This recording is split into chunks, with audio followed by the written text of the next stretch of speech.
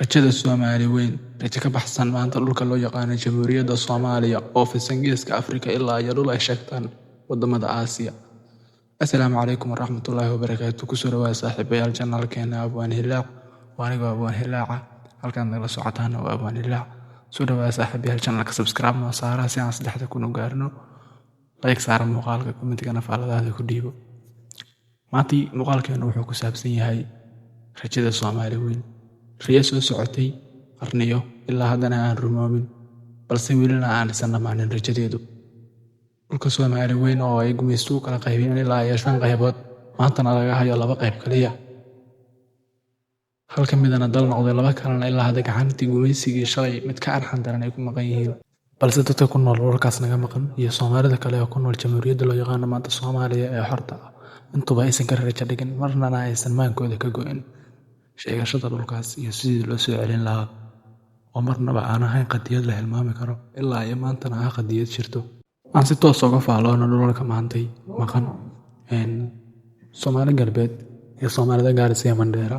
waayo inteena badan Soomaalidan waxaan fahansanay in FD haddaan niraahno waxaan u saxiixnaa gobolkaas Kenya sababtoo ah in FD magacaasi waa magac la soo gaabiyey oo loo dhanka Kenya laga qiyaas qaatay camal oo u dhigma xuduudda galbeed manaha waa magacaas camal u dhigma marka waa in aan iska ilaalina magacaas in FD aan adeegsan halka ama aan raadino magac ku habboon sida Soomaali galbeed oo kale magacaas ugu habboon yahay annagoo halkan Kenya ka tusaale qaadan lahayn ka tusaale qaadanayna dalkeena hooyo ama dhulkeena dhinaca ay xuduud ahaan ka dhacdo ama juqraafi ahaan anagoo ku qiyaas qaadanayna marka in FD intaan dhihi lahayn maadaama magac saxiix ah la isku raacsan yahay aanan Soomaalida weli aanan u haynin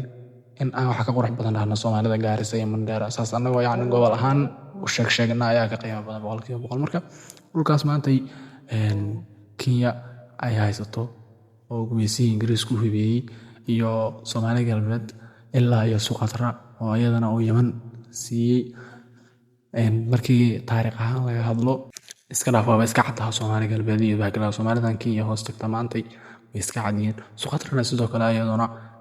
waxaa loo hoosgeeyo lagu hoos baakaleeraha qasbay Yemen oo ilaa iyo 350 kilomitir ilaa 380 kilomitir ay u jirto halka laga doodsiiyey Soomaaliya oo u jirto 240 kilomitir oo sida caadiga markii la fiiriyo Soomaaliya ay xaq u leedahay maadaama wax ka tiro badan 100 iyo dhowr kilomitir ay Yemen ka fog tahay Suqatra magaalada xaluula ee gobolka Bari haddii laga baakaleedo qofkii ka dhaqaaqa waxay Suqatra u jirtaa 240 kilomitir halka Yemen meesha ugu dhow u jirto 380 kilomitir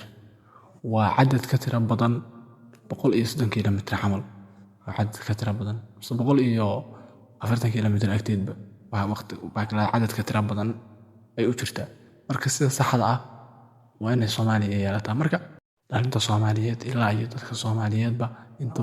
inta aan ilowday ama aan ku baraarugsanayn qadiyadda Soomaali weyn ay ku baraarugaan sababtoo ah maanta iska dhaaf dad hal wada oo isku diin iyo isku baakaleedo isira oo isku af iska daaye dad aan waxba isku gelin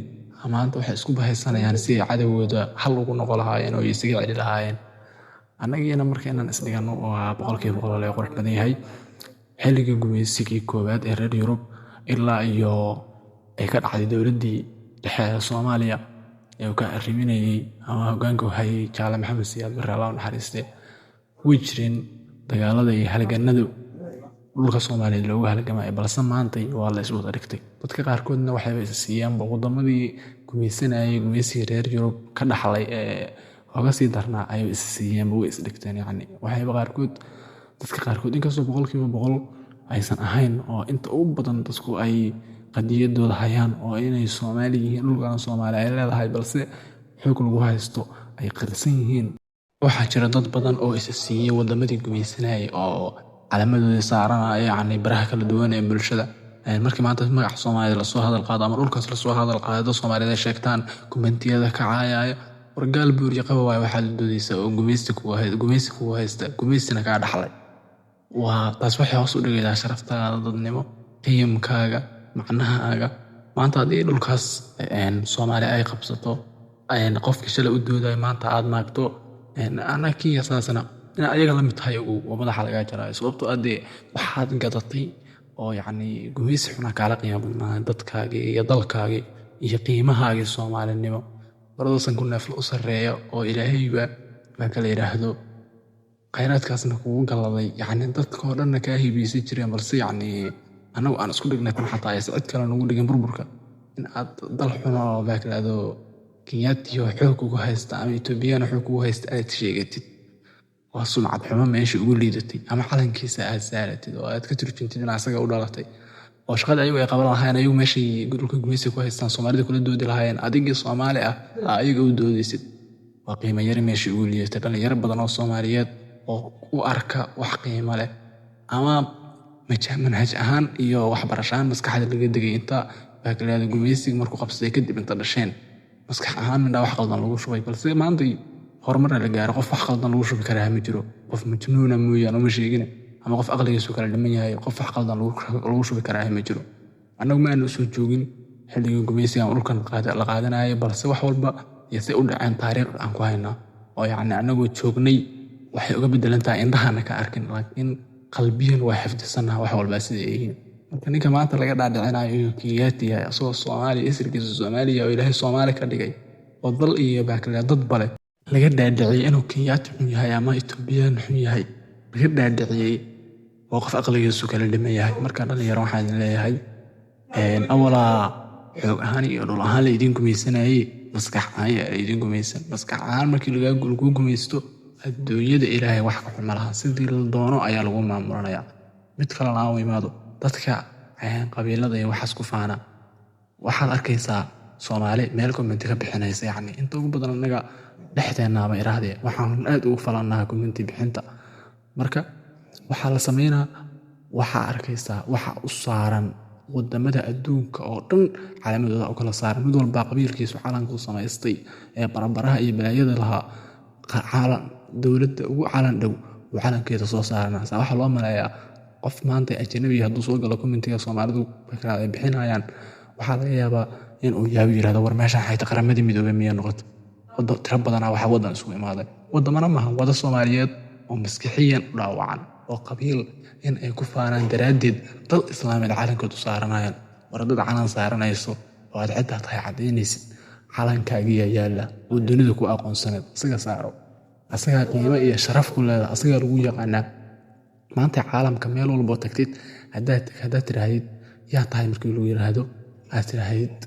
soomaali baan ahay soomaaliyaan ka imid xataa dhinya soomaali baan ahay qowmiyaddii soomaaliyada sheegatay ee dalkii soomaaliya maada sheegan wax kale waa lagu leeyahay malahan ama waxa lagu soo bixinaya waa calankii soomaaliya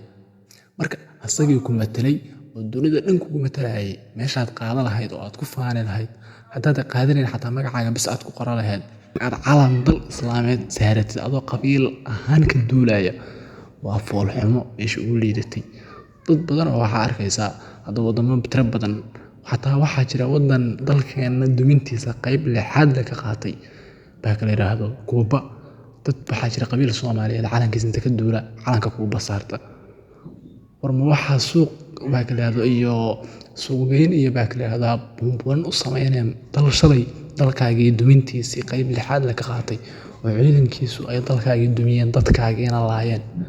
dad kale waxaa jira ayaguna qabiil soomaaliya dartiisa calanka yaman u saarta yaman waa ogeydeen adeega ayagana wixina dhex maray dhulna waa nooga maqan yahay oo khataro iyo jasiirado iyo jiro badan oo ku hareeraysanaa nooga maqan oo aan anagu leenaho anagu baa kala yidhahdo dhowaanshahaan annagu aan leenahay aan nooga dhow oo yacni gumaysuhu siiyey yacni in haddee saas daraaddeed ay noo dumiyaanna waa kuwii noo soo raacay midowgii Soofiyeed oo baa kala yidhahdo xilligii dagaalkii 77 markii Ethiopia la diriray marka nin dalkaagii shalay dumiyey oo dadkaagii xasuuqay ciidankaagii soo jabiyey inaad calankiis maanta saarato dusha saarato meesha calanka dalkaaga saara lahayd ama iska day lahayd foolxumo meeshii ugu liidatay waayo dad badanoo waxaa jira aan ku baraarugsanayn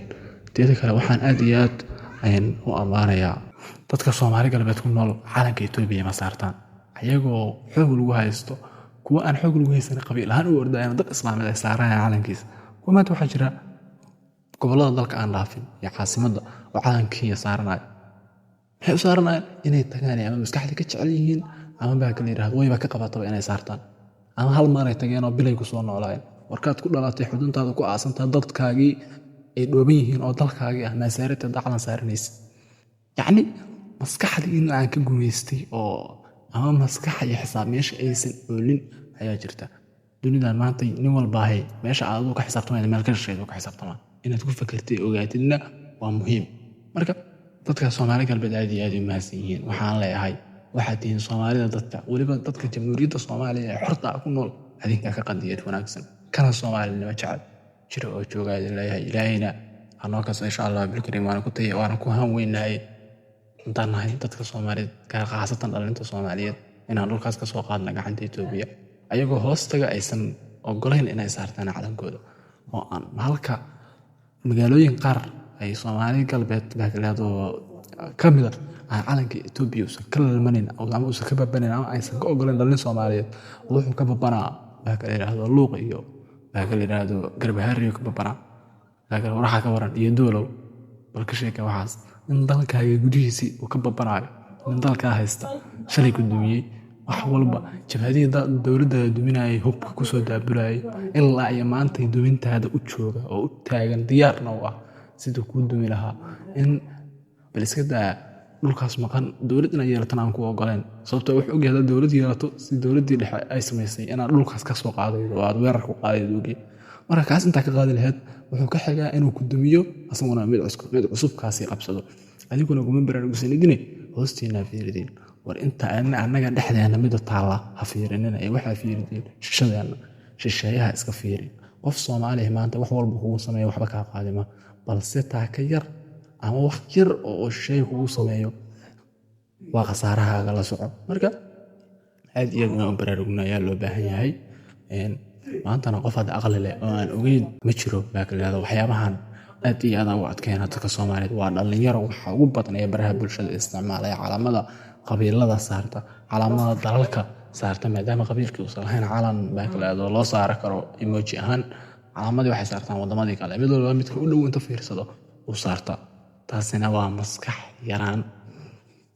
waana maskax leh wax la qaadan karana maaha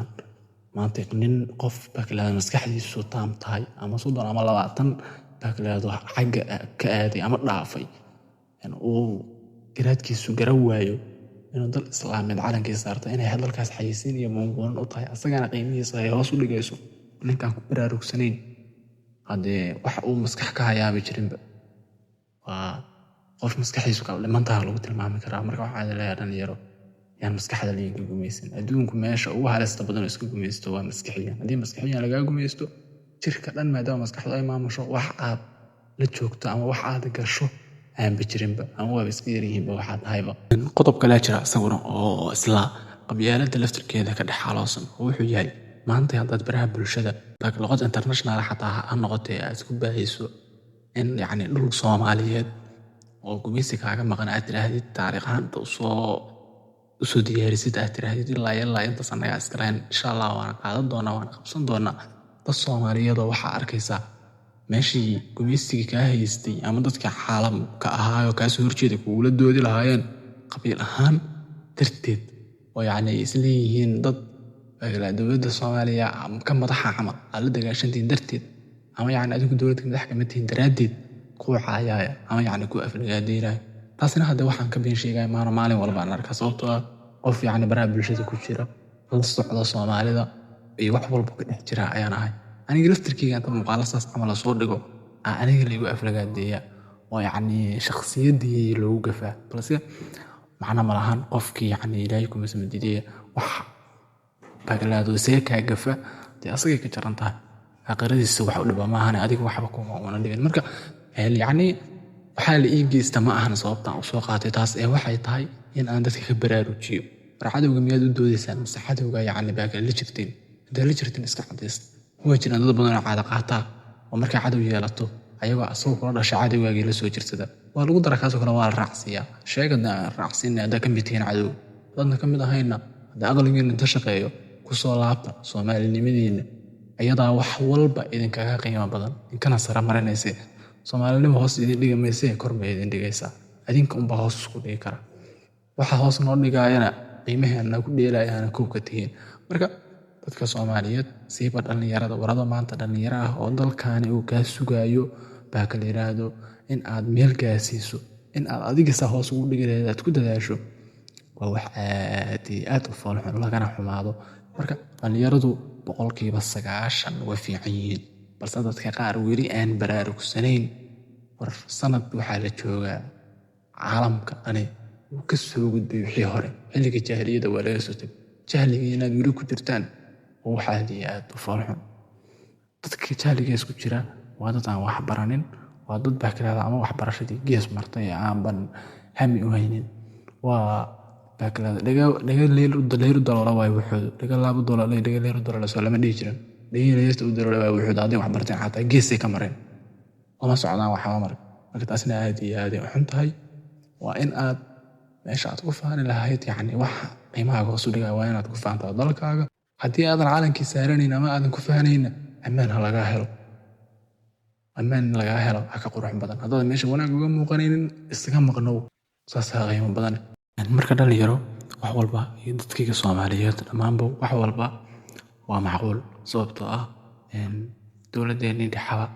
waxaa lagu dhisay waqti asaga dhan 7 sano ah waana ogeeyeen 7 sano gudaheed oo shaqo walba mid military baakalaada mid horumarineed mid warshadeed baakalaada mid wax soo saar intaba baakalaada annagu ku gaarnay fahanteen. Marka wax walba waa suurtagal wax walba waa macquul. Xilligaasna ogaada maanta ka fursado badan adduunku maanta ka fursado badan yahay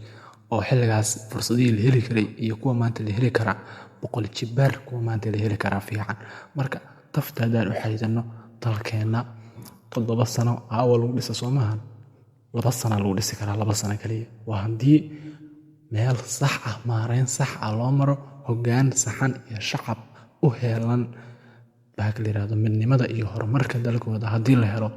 2 sano lagu dhisi karaa waa sida saxda ah sababtoo ah wax walba oo lagu dhaqaaqo horumarintooda lagu dadaalo waa la sameyn karaa. Wax aan suurtagal ahayn ma jiraan wax walba waa la suurtagali karaa insha Allah hadduu Ilaahay idmo inaan suurtagelina waa rajaynaa sababtoo ah waan ka soo daalnay iska daba wareeg waan ka soo daalnay reer hebel waan ka soo daalnay qabyaalad waan ka soo daalnay qax waan ka soo daalnay. Marka wax aan ka soo daalnay maanta inaan xiisa qabno malay maayo wixii xiisa qabaana waa wax maskaxda la. Marka dadkeena Soomaaliyeed malay maayo inay xiisa qabaan waxaas iyo wax la mid ah sababtoo ah qof wala baahi waxa Soomaalida waxay ku mahmahdaa dabnimaan ku guban dambaskiisa kama fogaado. Marka oo ku guban anagu waa soo aragnay kulaylka ay leedahay kala qaybin iyo qabyaalad iyo iska dawriga waa soo aragnay. Dadkii dowladnimada markii lagu caajisay dowladdii dhulka la galay oo dumiyay ayagii iyo kuwii ka dambeeyay intuba ay anageenna naqataaba jiilka cusub waan ognahay dowladnimo la'aantu dhibka ay leedahay. Shalay waxa laga cabanayay oo dowladdii dhaxal lagu daliilayay maanta wax ka tira badan kana tira badan ayaa la codka ku dhalisha ma aragteen waa maya sababtoo ah bedelkeed ma la helayo. Dadka marka qaar waa uga daraa wanaagga iyo khayr intaan shalay haysanay in u dhow iska daaxataaye 100 jeer markii loo sii qaybiyo wax u dhow xataa ma haysano fahanteen. Marka aan ka gudubno wixii hore aan u gudubno meel cusub mar kale aan ka gudubno sababtoo ah wixii shalay aan ka dhaxalnay waa wada naqaanaa. Marka in aan meeshii iska taagnaano oo aanan maanta oo laga joogo 30 iyo dhowr sano ama 35 sano iska dhe inaan wax isbedel la imaanin hoos u dhac mooyaan kor u kac la imaanin wax macquul maahan. Wadamo ka dibteen xorriyad qaatay anoo markaan burburnay ka dibteen xorriyad qaatay ayaan maantay baakalaada dhaqaale u doonana waxaasina waa wax aad iyo aad bahdil u ah oo hub u doonana ayagu waa samaysteen in anaguna samaysana la garab in aad dalkaaga dhisatid cid ku dhisayda ay ma jirto dad aad ugu dhisan. Marka anagu inaan dhisano ayaa la kaga baahan yahay marna ma dhiirigelintiina kama daalo wax qaataahina inaysan jirin iska muuqato sababtoo ah haddii la qaadanayo isbedel la arki lahaa. Dadka Soomaaliyeed waa dhageystaan waxa dalkooda ka hadlaya ama waxa tala siinaya sida looga bixi lahaa baakalaada waxyaabaha ragaadii way dhageystaan wallahi waa run ku leeyahay mid walba dhagtu u raaricina markay dhamaatana fadhiga loo kaca warkaasi waa la maqla maahane lama qaadan maskaxda lama geenin waa dhagaha laga maqlay dhagta kale ka sii baxa waa laga gudbaba. Marka aan wax isku falno muuqaalkan intaas uu ka yahay maantay. Wassalaamu calaykum waraxmatullaahi wabarakaatuh.